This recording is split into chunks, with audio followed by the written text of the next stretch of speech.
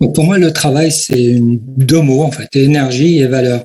L'énergie, c'est ce que je déploie dans l'atteinte de mon objectif, mais au-delà, ça rejoint la question de ma raison d'être, de façon plus large, de ma mission. Je parle de ma réalisation personnelle, de ce que je peux amener et produire au sein de mon groupe, mais bien au-delà. Il y a donc cette énergie, de quoi elle se nourrit? Parce qu'une énergie a besoin de carburant. Elle se nourrit d'abord de mon optimisme, de ma confiance et de mon estime de moi. Je crois profondément qu'une vision optimiste et favorable de soi est souhaitable quand on souhaite agir et entreprendre, quel que soit le travail. Elle se nourrit également de ma motivation. Cette motivation, elle est liée à mon sentiment de maîtrise sur moi-même, de moi-même, et aussi sur les situations auxquelles je suis confronté dans le cadre de mes activités. Cette motivation, elle est également liée à ma capacité à mobiliser mes ressources, ce qu'on appelle communément le savoir-faire. Donc, c'est une capacité en soi à identifier ce dont j'ai besoin pour agir efficacement, mais aussi de façon pertinente au regard de la situation à laquelle je suis confronté.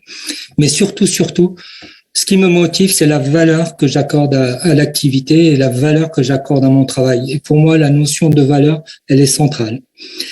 Voilà. Il y a également la satisfaction que j'obtiens de ce que je retire de mon travail en tant que processus, donc dans le déroulé de la tâche.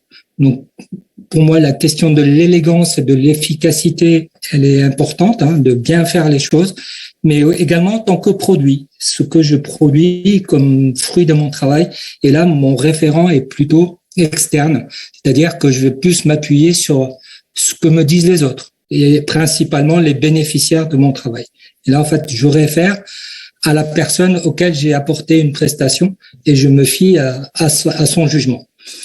Et pour finir, de l'expérience vécue. Pour moi, l'expérience, c'est ce qui fait l'apprentissage. On n'apprend pas sans vivre d'expérience et si possible avec des émotions positives. On a trop tendance à dire qu'on apprend de ses échecs, mais on oublie qu'on apprend également de ses réussites. Pour moi, les réussites sont également des sources d'apprentissage parce qu'elles génèrent des émotions positives et c'est des ancrages qui sont importants. Donc, cette énergie, elle me nourrit également, puisque je la nourris, elle me nourrit en retour. Et comment elle me nourrit, c'est qu'elle me permet d'être plus ancré, elle me permet d'être plus engagé et de me maintenir plus dans la tâche. En fait, quand je m'engage, je ne lâche rien. Je vais jusqu'au bout, jusqu'à l'atteinte de mes objectifs. Elle me permet également d'être quelque part un peu résilient. C'est une forme de résilience que je vais évoquer parce que on est plus à même de vivre les difficultés, de les affronter et de les surmonter. Voilà. Donc chez moi, en fait, c'est comme une forme de spirale qui se nourrit d'elle-même. Où plus je déploie d'énergie, plus j'en accumule. Voilà. Donc pour moi, le travail, c'est une énergie qui génère de l'énergie, mais c'est également une valeur qui produit de la valeur. Voilà. Et plus particulièrement, donc je suis médecin urgentiste depuis plus de 30 ans, et donc j'ai acquis certaines formes de certitude. C'est que la médecine d'urgence, c'est une médecine qui vous expose à des situations qui sont subites, inattendues, qui sont incertaines dans leur déroulé et aussi dans leur évolution. Elle se caractérise par des intensités émotionnelles fortes parce que les enjeux sont parfois vitaux et aussi les impacts immédiats et à distance et à de multiples niveaux en fait. Et ces situations surviennent dans des contextes différents avec des facteurs de complexité également différents. C'est-à-dire chaque situation est unique de par le contexte dans lequel elle se produit, mais aussi de par les facteurs de complexité qui la composent. Et dans ces contextes-là, l'invariant, c'est d'être en relation, entrer en relation avec des personnes. C'est d'abord ça, le soin, d'entrer en relation avec des personnes en situation de vulnérabilité qui est parfois extrême. Et entrer en relation, c'est quoi? C'est écouter avec respect, conforter, donner de la chaleur humaine, rassurer et essayer de rétablir une forme de symétrie relationnelle. C'est pas le médecin là et le patient là. Essayer d'être d'égal à égal, même si la personne est dans une situation vulnérable, non seulement pour elle, mais aussi son entourage qu'on a tendance à négliger. Donc en fait, c'est plutôt j'entre en relation tout en prodiguant du soin. Donc là, c'est un paradigme qui est pour moi différent, où en fait le soin est intégré à la relation et non l'inverse. Je ne cache pas que ce qui me nourrit également, c'est la reconnaissance des gens. Je me nourris à la reconnaissance des gens. Même si cette reconnaissance, elle est implicite et non verbale, voilà, un simple regard suffit. J'ai pas besoin qu'on me dise merci.